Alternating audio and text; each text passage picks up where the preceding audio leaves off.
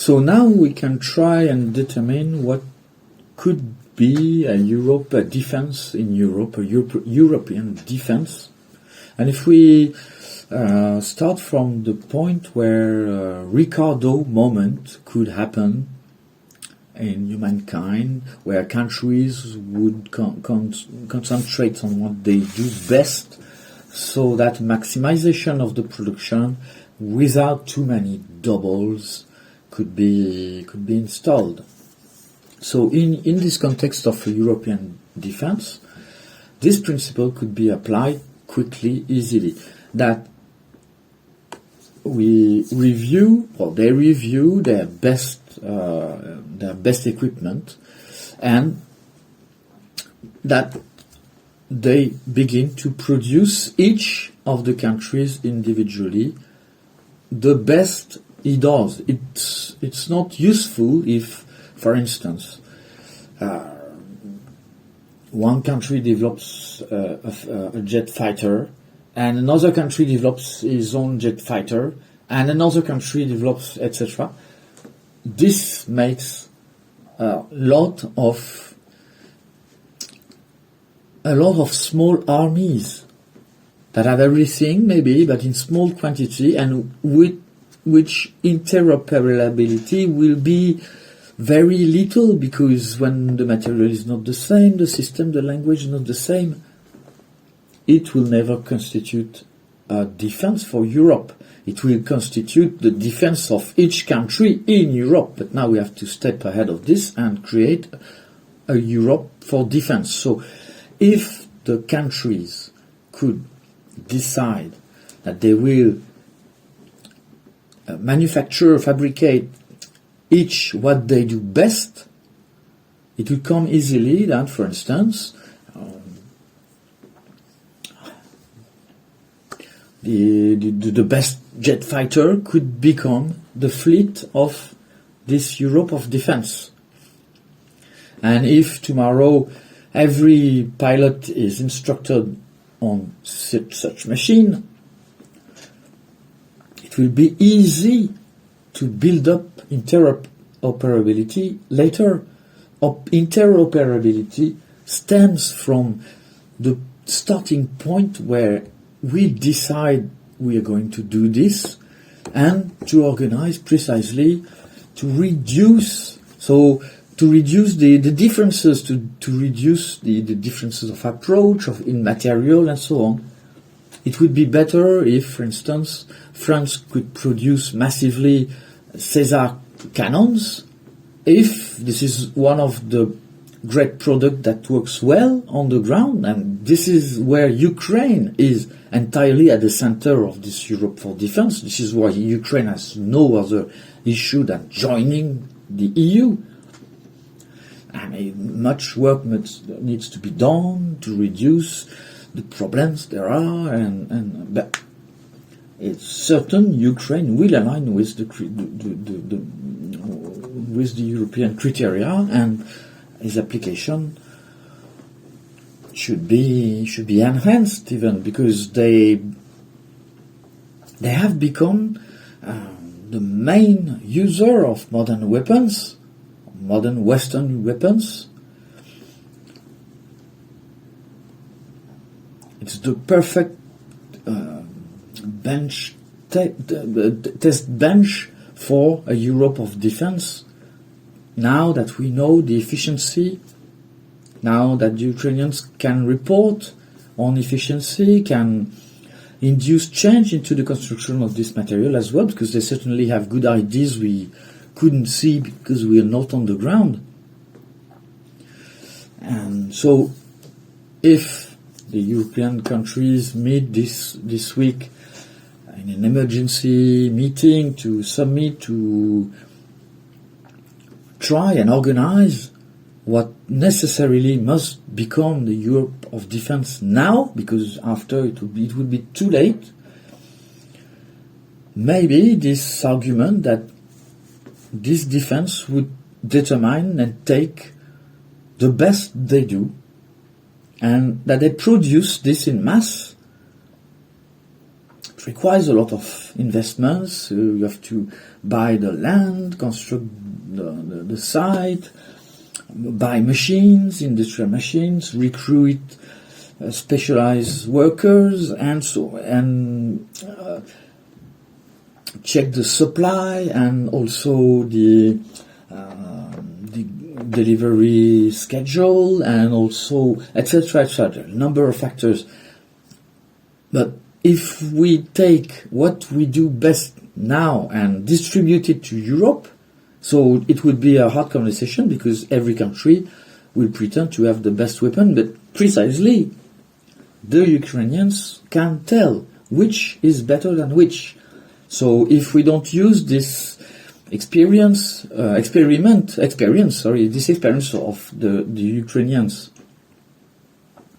and transpose it into, at the root of the creation of this Europe for defense, we could determine quite easily, which is the best tool for the job, and out of the European manufacturer, and countries should engage, and everyone should discuss about the fact we're going to produce the Caesars, you're going to produce the tanks, someone else will produce the jet fighters, and so on, so that after the initial production cycle begins, European countries could buy to each other what they do not produce anymore, because the industrial basis would have been reoriented.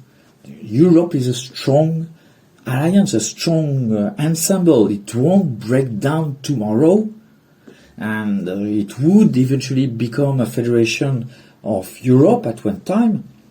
And now it's solid enough to build this defensive tool, and we believe this argument that, as in the idea of Ricardo, to produce what they do best and to exchange. So Europe must absolutely not rely on the delivery of weapons from the USA, and should consider entering into the tariff war, which will happen because they don't understand. So it will happen, and stop buying American weapons and produce in mass what they do. And Europe would require an upgrade on its aerial defense system. Its anti-aerial system is not as performing as the Patriot or the THAAD, for instance. The technology, we have it. The engineers, we have. The investment will follow.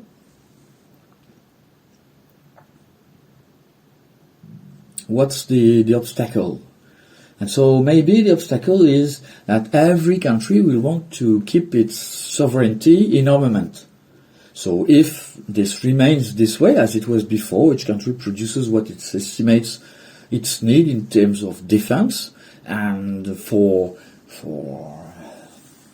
since the Cold War, the enemy has been Russia, so all weapons have been actually built to counter Russia one day. Now it's time to muscle up so that Russia be deterred for good, to try again this kind of stunt.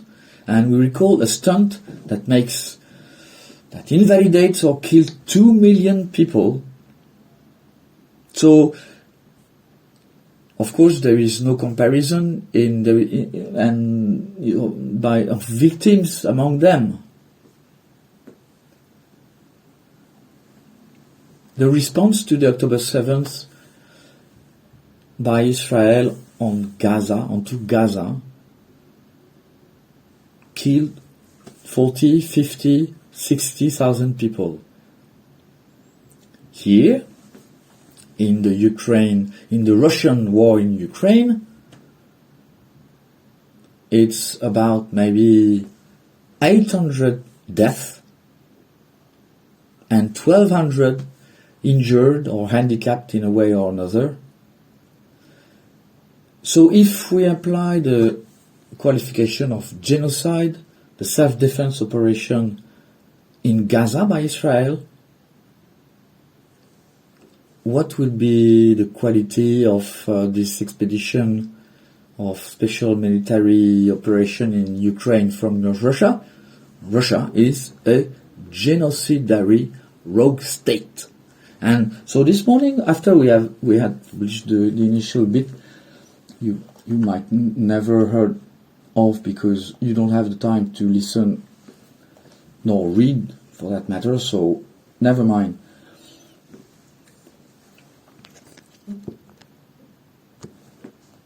Sorry, lost the idea. So if Europe doesn't begin to build, each country builds what it does best.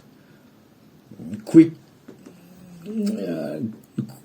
meeting with the data in hands to make sure every country comes with one of their best articles and produces in mass to distribute in mass to other armies who would do the same. So those who make the jet fighter would distribute the jet fighters. Those who make the rifle would distribute the rifle. And a unity in this army would be born out of the fact they employ the same equipment. So it's nice to have a development program for a tank, for instance, a new tank. Oh, great. And then if every country designs a new tank, and so on the battlefield, some will be more successful than others. It's simply that. If we take the most successful equipment, produce it in mass and distribute in Europe, the cohesion of the ensemble would be much greater. And any aggressor would understand immediately, if you attack one portion, you get an enormous army, homogenized army, perfectly interoperable between states, so that a military adventure in Europe could never happen. So now the Russian army is really suffering on the ground in Ukraine. Kremlin is unable to draw the consequence of what they see, what they say. For instance, this morning we found out what we're saying. After we had published the first bit, there was a long silence of around 2 hours on the TASS news agency, and to come back with a message saying Russia, US, to talk about peace, not war from now on, and it's signed from Kremlin. So we have an indication shaking the Kremlin's tree to make clear the threat that the one who is causing all the problems holds his life to the only element that the Russian people continue to follow this absurdity. Once the news that the Russian army will not be able to win, is not able anymore to deploy at large scale, has destructed most of its equipment, or at least a good half, and more than a good half of its resources, Putin is frightened to death. And so the gentle President Trump will come and reassure Putin. This is what he needs. And you give in to this, the claim of a dictator. No one can say Putin is not a dictator. So there is no other possibility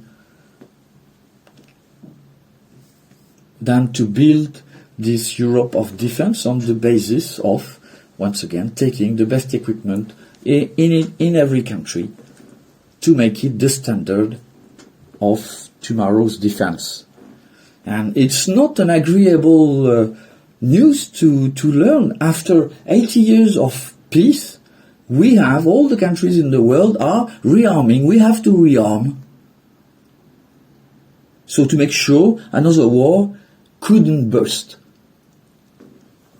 And it's today Russia, it could be tomorrow India, China, or the USA could go completely crazy on Gaza, for instance.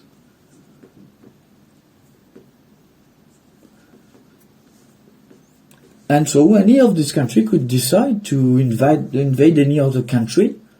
As we explained, the rule of law doesn't exist anymore, doesn't count. The international justice has been discarded de facto.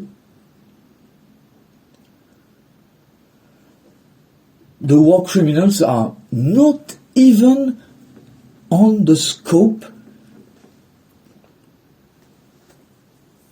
of a laser visor, a laser pointer, because what we would be, it's not, come on, it's the president. The president of a dictatorship is a dictator. Look what happened to Gaddafi, look what happened to Iraq, Saddam Hussein in Iraq. Dictators end poorly. And Putin qualifies more than most for being the responsible of the worst massacre since World War II. World War II killed maybe 80 million people on a small front of 1,000 kilometers, but in Ukraine, in already 3 years of war. World War II lasted 5 years. We're in the 3rd year. So if he cannot conclude, it means only one thing: his army is not strong enough, and the reduction is taking place day after day. And it's the Ukrainian who show a courage that has never been seen in history, in modern history. So Ukraine repels Russia, and so Ukraine could repel Russia into the frontiers of Russia if the US only kept their past promises. And so, as President Trump decided to more or less cut this, it's not an option to build up a defense in Europe. We know it's not in developing each country a myriad of projects that have doubles everywhere in Europe, that it will ever become something. So it's another step into the integration of Europe. And we hope this week, not only the idea that we would meet again to talk about it again later, but that this summit be the occasion of the creation of a project with every country must come back home from there with a schedule, an agenda, what it has to do, so that in 2, 3, 5 years, the distribution to the rest of Europe of what they build best, what's the most efficient weapons on the ground. If this doesn't come this week, so after all, Putin talked about a meeting in June with Trump. In June, so it's in 4 months. 4 more months of daily between 1,000 and 2,000 people destroyed, and maybe the double, because the Ukrainians suffer as well. So they are not as many and they have better weapons. So the casualty rates must be lower, and maybe the figures are so enormous. If you take, I don't know, we live in a city of 200,000 inhabitants, and Russia has maybe lost 8,000 lives. Oh, no. 800,000 lives.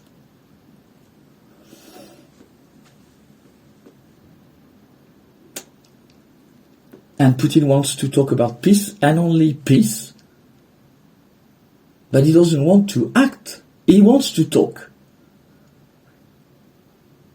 And do we talk with terrorists? No. Oh yes, we talk with terrorists if we can convince them to stop. For instance, in the Middle East region, after what happened in Gaza, it appeared the proxy services of Iran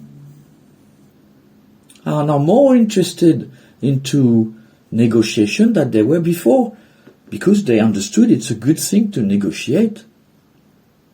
So if they hold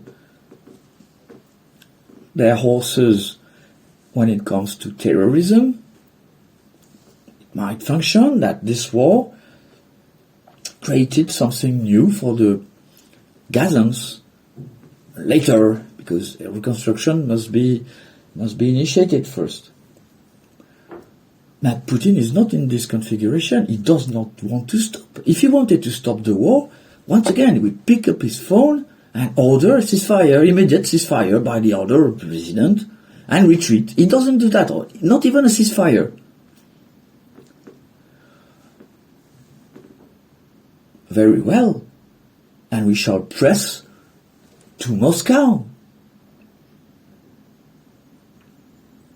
to terminate this regime, which is not but one of the darkest dictatorship of all times. And so we express about the fact one single action could end all this very quick, and it seems to be shocking. So when, for instance, in the USA, in China, and even everywhere, in fact, when someone is accused of killing one person, 10%, does the justice of most countries hesitate to condemn, to be locked for the rest of their life, to be executed by the holder of justice? And so the international justice is powerless. The rule of law is on the ground, lying on the ground, defeated. What other conclusion could we take? But then it's only a matter of fact. And so the fact must be organized. Oh yes, but many leaders would say, oh, we don't want that here because it could fire back. One day we could become the target. And it's only to forget that once that this regime would be gone, Russia would be all honey to welcome a new system. And this decision, this executive order from Defense Department in Europe, or the alliance of 50 plus countries defending Ukraine or engaged into the defense of Ukraine, none of these countries would have the resource. It's not a question of resource, it's a question of will. And it appears no European, nor the Americans, no country in the world is determined to do the one only thing that could end it up in a minute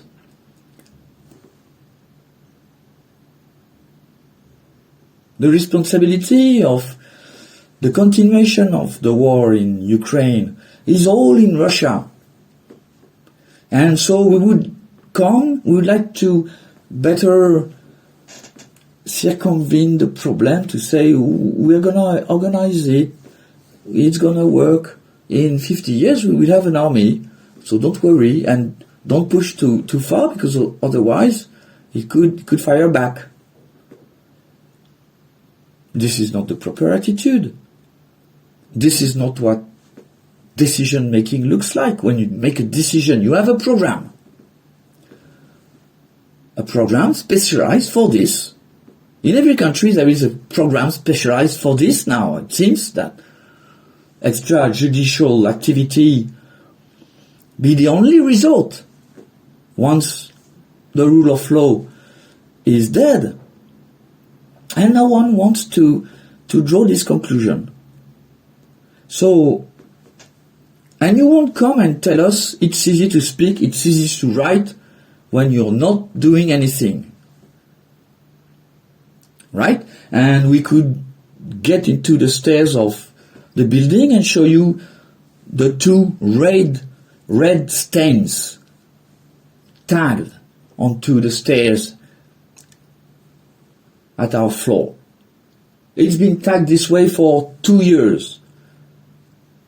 The risk is real. And the press this morning, recall after the bit we did last night or yesterday evening, who were the lucky candidates for the Putin's assassination. So it's interesting because everybody understood, everybody think of it. And there wouldn't be one person it takes to make this situation right. Nowhere. So the fear would be, yes, but then they would reply with a nuclear attack. And no, they wouldn't. There is no protocol. Who is maybe the chief of the Duma? I don't know, the arrangement, the institutional arrangement. Do you think after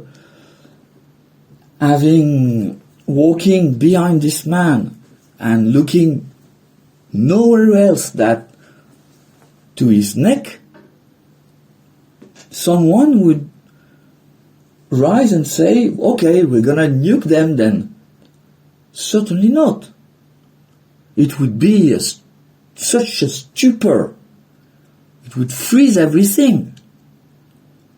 And by the time the institutions reconstruct themselves,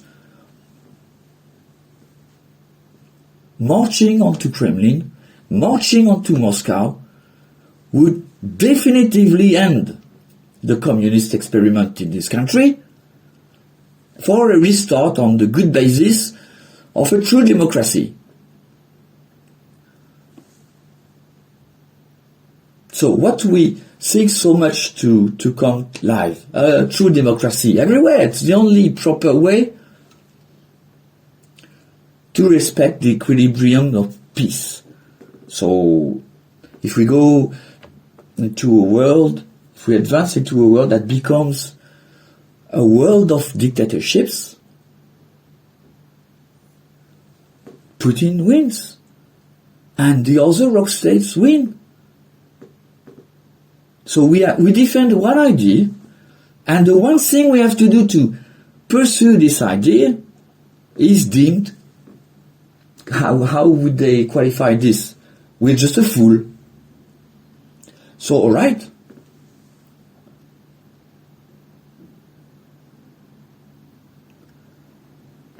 Putin is frightened to death because he never felt the wind of the bullet so close. So if the USA decide to reassure them, as they did, Trump reassured Putin. Put him back onto the saddle of his sad horse, and like two Brokeback Mountainers, they go hunting in the wild in Russia. This is the proposal of Donald Trump. He wants to see Putin into the White House. And Putin is so fascinated by the USA, he dislikes so much it resembles an impossible love to acknowledge. The levers are still here to make it stop quick. But it's not in the interest of the USA. They won't try and stop the war quick. The first thing they do, they trade for a prisoner. You know, when there's a grudge, you bring flowers. Next time, you bring flowers and it gets better.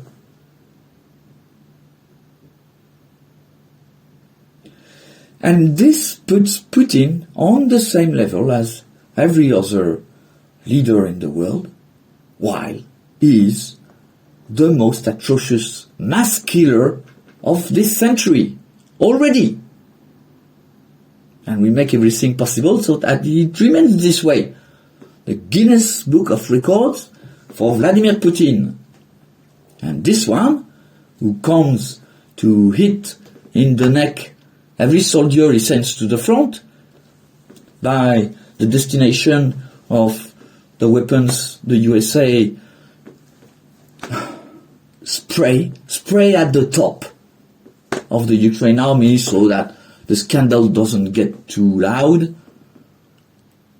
and so that precisely Russia is maintaining to this war. So there is a terrible Machiavellian calculus in Washington that finds very pleasant and very interesting that the Ukrainian army destroys the Russian army, but without defeating the regime because of its nuclear capabilities.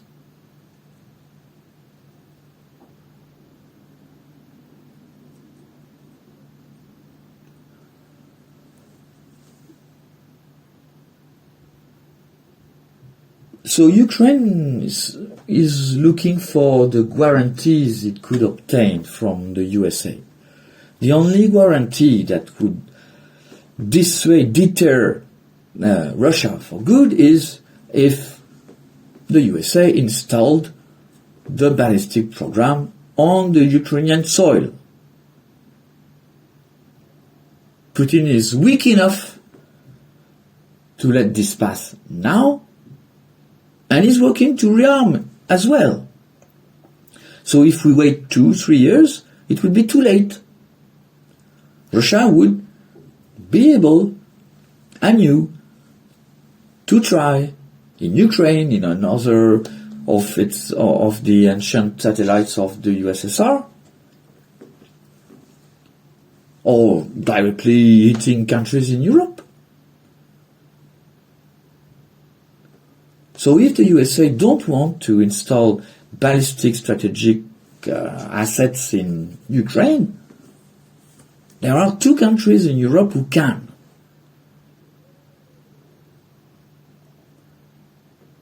And Ukraine is working maybe on a program on its own. We don't know. We read an article about this recently. But that every country works at its own deterrence solution makes the ensemble weak, only extremely weak. Means, would the British begin, reply? Oh, it would depend if the French would reply. This doesn't make for an efficient decision-making down the path. So there is a possibility to solve the problem of the reluctance or the hesitation of the European countries to sacrifice their multi-role small army or small industrial bases which cannot produce in mass, which is required now, if this decision to de facto federalize the rearmament in Europe, which could lead to the creation of a federation of Europe, It's the sense of history, integration, more integration, more integration. And we recall the integration of the Chinese empires dates back 3,000 years ago. And in Europe we are still hesitant if we're gonna put the same name of this village, of this common village, or if everyone can keep his cap, his particularized cap. So the purpose is to uncap the possibilities of rearmament by giving the entire Europe the fleet, the armament, the equipment of what they do best, produced in mass where they are produced best, and then distributed by mutual exchange. Simply ponderated mutual exchange. It would be to the benefit of everyone participating into this rearmament. So otherwise, this meeting has no agenda. An emergency meeting delivering no result would be the worst outcome for the Ukrainians, the best news for Moscow, and the best laugh of Washington. So we know what we have to do. We are not into this thing. So well, people could ask, well, you could ask yourself, what is this? Why this one talks like this and gives order and draws certainties and so on? We haven't chosen. It's like that. This position is temporary, but it stands. So we haven't met many doing the same, and that's another question. Why, when something functions,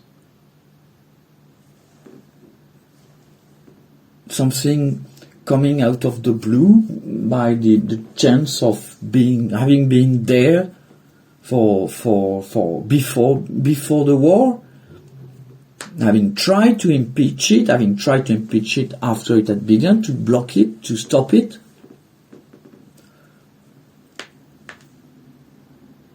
Because we can. If we couldn't afford to, the voice is one of the most individual part of a human being. If we're not shy of this thinking out loud, it's because we can. And so now, of course, they will have the same idea, probably, or maybe not, we don't know. This is why this bit is maybe important to recall, of good method, the Ricardo moment we are all to live in the coming future because of the cowardice not to take the one measure by any means possible to end this right now. And this is why this morning Putin feels really a bad wind on his neck.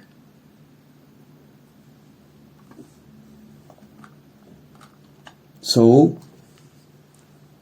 it's ready. Grasp it? No? Europe doesn't want to?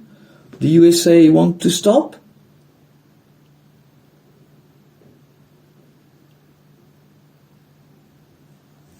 This is why we spoke about slavery.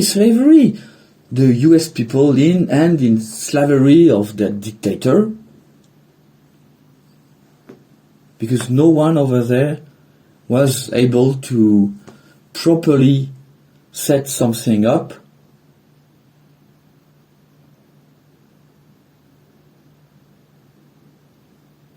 We had spoken about this question was it last year or 2 years ago, came to the same conclusion. There is poetic justice, makes this easy to justify, not to do, but to justify. It's perfectly just. It would perfectly be just.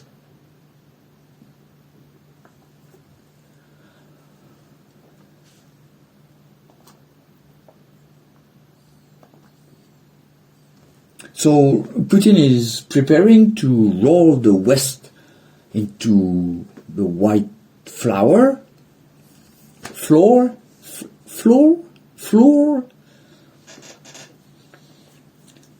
of his kitchen, and is waiting for his friend, his dearest friend, Donald Trump, to come and giving the congratulations for being a good friend of President Trump. It's interesting.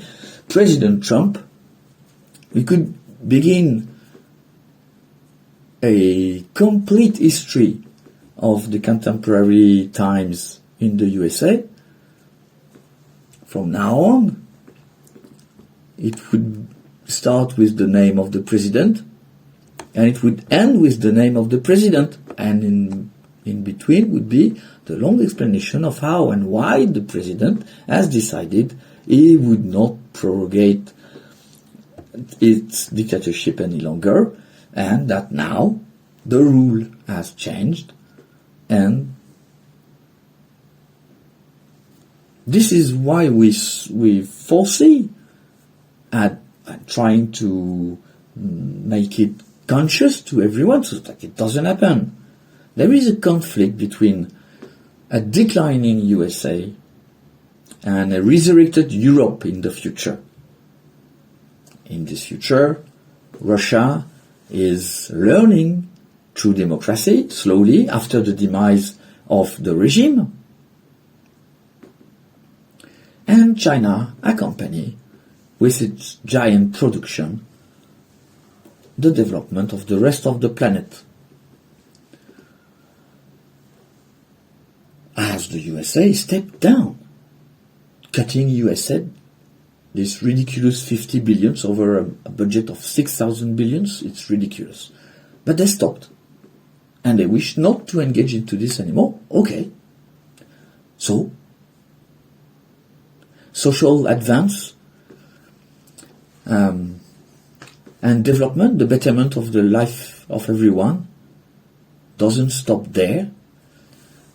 And if the USA don't want to do this anymore, means they don't want to radiate their value anymore. This is why we see it will become a very religious country,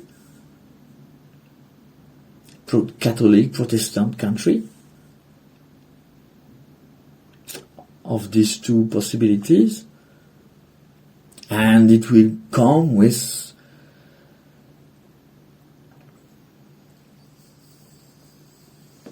this stupidity we have noticed in many of the ordinary.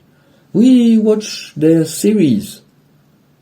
If this is in the series, you have access, like in literature, to the theory of mind of the creator, and as the production makes ensemble.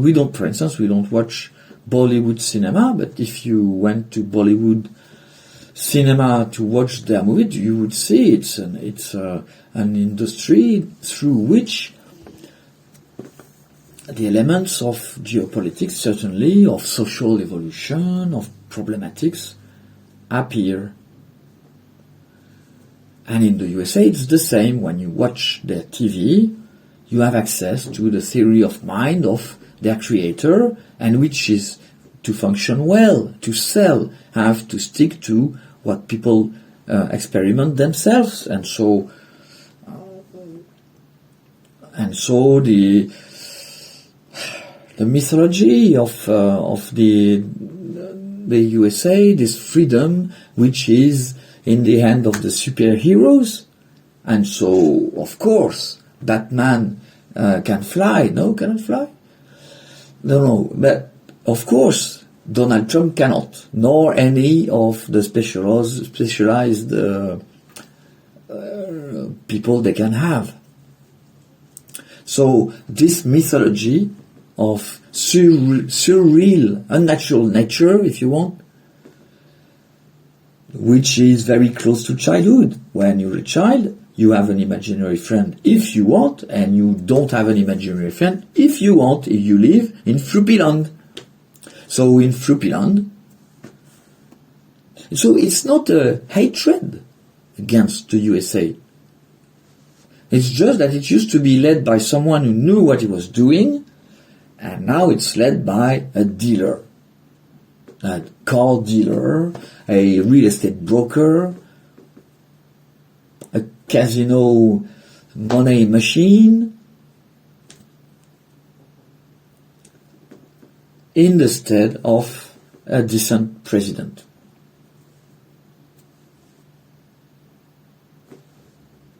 Good luck with that.